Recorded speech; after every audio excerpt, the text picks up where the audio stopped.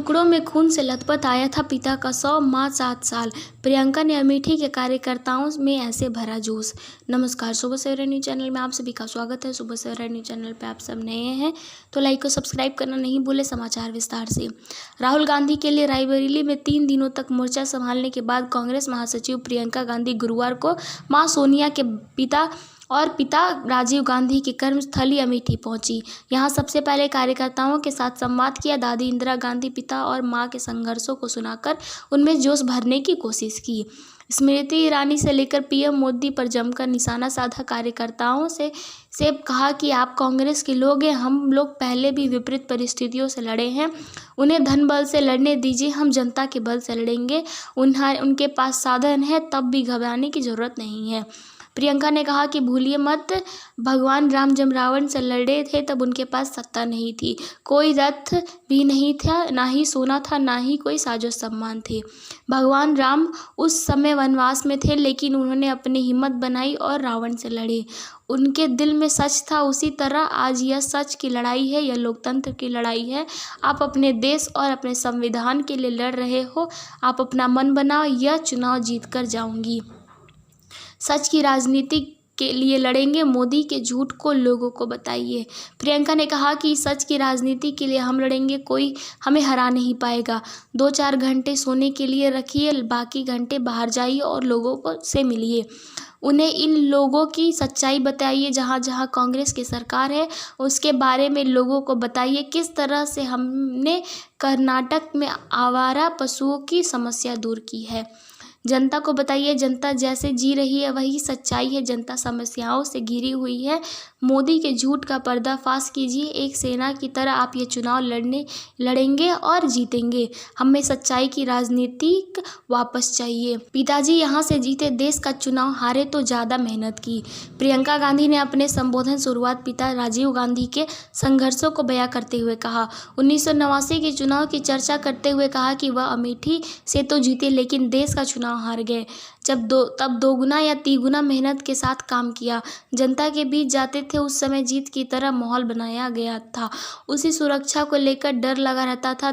मैं तब तक नहीं सोती थी जब तक उनके चप्पल की आवाज़ घर में सुन नहीं लेती थी।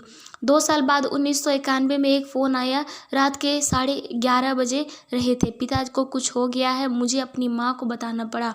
मेरे पिताजी वापस नहीं आए। टुकड़ों में खून से लथपथ एक झंडे में लपेटे हुए उनके शरीर को हम वापस लाए थे। मेरी टूटी हुई माँ उसके बाद सालों तक चुप हो गई। उन्होंने पहले ही इंदिरा गांधी की हत्या देखी थी। पिता के निधन के बाद कई दिनों तक बहुत मुश्किल से कुछ खाती थी, केवल नींबू पानी पीती थी। कई सालों तक घर में नहीं निकली थी। मैं भी बहुत नाराज़ थी, देश से नाराज़ थी। देश को अपनी अमानत दे दी थी, उसे सुरक्षित नहीं रखा गया था। मां सोनिया के राजनीतिक में आने के बारे में बताते हुए कहा कि पिता के निधन के 7 सालों बाद उन्हें लगा कि कांग्रेस पार्टी संकट में है। उन्हें लगा कि भाजपा उभरने वाली है। तमाम नेता आ रहे हैं और वह कह रहे हैं राजनीति में आइए। मैंने कहा कि राजनीतिक में मत आओ, ये लोग तुम्हारा इस्तेमाल करेंगे, छोड़ दो यह सब, मत आओ। तब माँ ने मेरी बात नहीं सुनी। कमरे में लटके पिताजी के चित्र को दिखाते हुए कहा कि उसे मैं नहीं देख पाऊंगी। आज अगर पार्टी को नहीं संभालूंगी तो इनको क्या जवाब दूंगी। फिर वो आगे आई। स्पष्ट था कि उन्हें पहला चुनाव अमेठी से ही लड़ना था। जब यह तय हुआ कि चुनाव लड़ेंगे ही लड़ेंगी तो मुझसे कहा कैसे करूंगी, मैं तो कभी चुनाव नहीं लड़ी हूँ। मैंने तब उनसे कहा कि माँ, यह चुनाव मैं आपको लड़कर दूंगी। यह बात मैंने इसलिए कहा था कि तब पिताजी शहीद हुए थे। मैं नाराज़ थी। हम स्थिति विसर्जन के लिए इलाहाबाद ट्रेन से जा रहे थे। ट्रेन अमेठी रायबरेली से गुजरी। मैंने यहाँ देखा कि बहुत से लोग मेरी तरह रो रहे हैं। मुझे एहसास हुआ कि जो दुख मुझे महसूस हो रहा है वही इनको भी हो रहा है। दुख के पल आप लोगों ने हमारा साथ दिया था। मुझे पूरा विश्वास है कि मैं अकेली नहीं हूँ। ऐसे मिले किशोरी लाल शर्मा। प्रियंका गांधी ने अमेठी के कांग्रेस प्रत्याशी किशोरी लाल शर्मा के बारे में बताते हुए कहा कि आज मेरा बेटा 24 साल का है। मां का चुनाव लड़ने तब जब मैं यहाँ आई थी तो 28 साल की थी। बेटे को देखती हूँ तो कभी कभी यकीन नहीं होता कि उसी उम्र में मैं पहला चुनाव लड़ने यहाँ आई थी। उस समय कैप्टन सतीश शर्मा सांसद थे। उन्होंने उस समय कहा था कि ये लो मैं तुम्हारा हीरा दे रहा हूँ। वह हीरो किशोरी लाल शर्मा थे। सतीश शर्मा जी ने कहा कि यह छोड़कर कभी नहीं जाएंगे। वैसे ही हुआ। कितने लोग आए और आए, किशोरी लाल जी हमारे साथ रहे। किशोरी लाल जी और मैंने किन परिस्थितियों में वह चुनाव लड़ा यहाँ के लोग जानते हैं। उस समय केंद्र में भाजपा की सरकार थी, राज्य में कल्याण सिंह की भाजपा सरकार थी। आपका अपना कोई संगठन नहीं बना था। रात रात हमने संगठन बनाया, ब्लॉक ब्लॉक में अध्यक्ष बनाए, दिन में दौरा करते थे, विषम परिस्थितियों में लड़े और 3 लाख वोटों से सोनिया गांधी को जिताया था। एक सेना बनकर हम एक साथ लड़े थे। प्रियंका ने कहा कि मेरे जीवन में एक इंसान था जो मैंने पूजा, वह मेरे पिताजी थे। अमेठी मेरे पिताजी की कर्म भूमि थी। यह भूमि भी मेरे लिए पवित्र भूमि है। यह भूमि राहुल गांधी जी के लिए पवित्र भूमि है। किशोरी लाल शर्मा यहाँ 40 साल से हैं। यह भूमि उनके लिए भी पवित्र भूमि है। अगर हमने आज इन्हें प्रत्याशी बनाया तो पूरी तरह सोचकर बनाया है। यहाँ की एक एक सड़क, एक एक गली यह जानते हैं। एक एक कार्यकर्ता इन्हें जानते हैं और यह कार्यकर्ताओं को जानते हैं। आज इनका हक बनता है कि अपने प्रतिनिधित्व के लिए यहाँ खड़े रहें। इन्होंने यहाँ उतना ही काम किया जितना हमने किया है और पूरी श्रद्धा के साथ किया है। स्मृति जी केवल राहुल से लड़ने आई हैं। प्रियंका ने कहा कि मां के बाद राहुल भैया यहाँ आए और उन्हें भी अपने सांसद बनाया। उसके बाद एक अलग तरह की राजनीति आई, ऐसी राजनीतिक जो जनता के जज्बातों का इस्तेमाल कर रही है, सत्ता बटोरने के लिए जनता का इस्तेमाल कर रही है। अमेठी से भाजपा प्रत्याशी स्मृति ईरानी पर निशाना साधते हुए कहा कि वह यहाँ के बारे में क्या समझेंगे, वह तो राहुल जी को हराने आई हैं, राहुल जी से लड़ने आई हैं। स्मृति जी ने अपने लोगों को बताया कि हमने जो परियोजनाएं बनवाई वह ज़मीन लूटने के लिए थी। आप उन्हीं बातों से बहक गई, कुछ लोग बहके, कुछ लोग डर गए। इसका नतीजा हुआ कि राहुल भैया चुनाव हार गए। जो हमारा रिश्ता आपके साथ था वह थोड़े समय के लिए थम गया, लेकिन टूटा नहीं, क्योंकि वह रिश्ता टूट नहीं सकता। आज देश में झूठ और नाटक नौटंकी की राजनीति।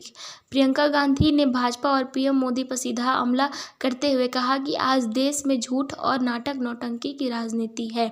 प्रधानमंत्री यही नहीं बता पा रहे हैं कि 10 साल में क्या किया, कौन सी संस्था बनाई, कौन से उद्योग स्थापित किए, कितनी रोजगार दिए, ये लोग कोई बात नहीं हो पा रही है। एक ही रट है कि कांग्रेस ने 70 साल में कुछ नहीं किया। इंदिरा गांधी जैसी शख्सियत को देशद्रोही कहते हैं, जिसने पाकिस्तान को तोड़कर बांग्लादेश बनाया और खुद शहीद हो गई, उन्हें ये लोग देशद्रोही कहते हैं।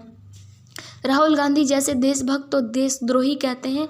मेरे पिता पर आरोप लगाते हैं कि अपनी मां की विरासत का टैक्स नहीं भरने के लिए कानून बदल डाला। प्रियंका ने कहा कि मेरे पिता ने अपनी मां के धन दौलत नहीं ली थी, उन्हें विरासत में देश के लिए मर मिटने का जज्बा मिला था, शहादत मिली थी। जो लोग केवल सत्ता के लिए जी रहे हैं वह इन बातों को नहीं समझ सकते हैं। प्रियंका ने कहा कि प्रधानमंत्री मंच पर कैसी कैसी बातें करते हैं। कांग्रेस मंगलसूत्र चुरा लेगी, कांग्रेस अपनी आपकी भैंस चुरा लेगी। उन्हें यह भी नहीं पता कि प्रधानमंत्री पद की गरिमा क्या है, देश क्या सोचेंगे यह भी चिंता नहीं है। अब देश कह रहा है कि हमें नाटक नौटंकी नहीं चाहिए। इस चुनाव को हम लड़ेंगे और अपने मुद्दों पर लड़ेंगे।